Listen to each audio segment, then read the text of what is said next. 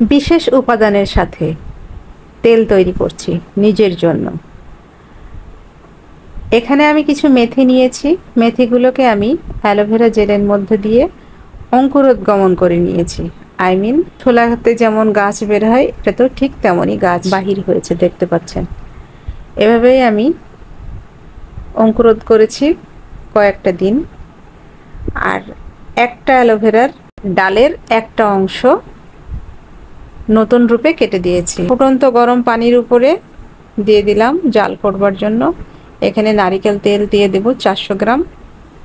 এটাতে জালের পরিমাণ থাকবে নির্দিষ্ট মাত্রায়, সময় থাকবে নির্দিষ্ট মাত্রায়। আর স্টিমের সাহায্যে বয়েল করব। তাহলে এই তেলটা আপনার চুলের জন্য একদম পারফেক্ট থাকবে, মানে তেলের কোনো গুণগত মান নষ্ট হবে না।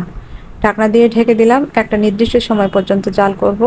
নির্দিষ্ট সময় পর্যন্ত জাল করার পর দেখব তেলের কালার কোনো পরিবর্তন এসছে কিনা। তেলের কোনো কালারের পরিবর্তন হবে না, হেরফের হবে না, সম্পূর্ণরূপেই সাদা থাকবে। তাহলে আপনি বুঝতে পারবেন আপনার তেলের গুণগত মানটা সম্পূর্ণ সঠিক রয়েছে।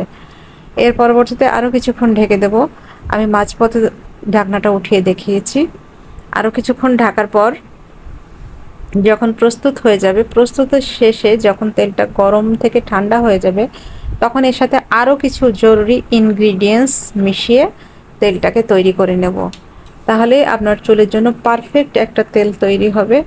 এটা খুব বিশেষ টিপস সহকারে আগামীতে আসছে। সৌন্দর্য আমরা সবাই ভালোবাসি, তার জন্য প্রয়োজন শরীরের যত্ন, তারই জন্য এটা।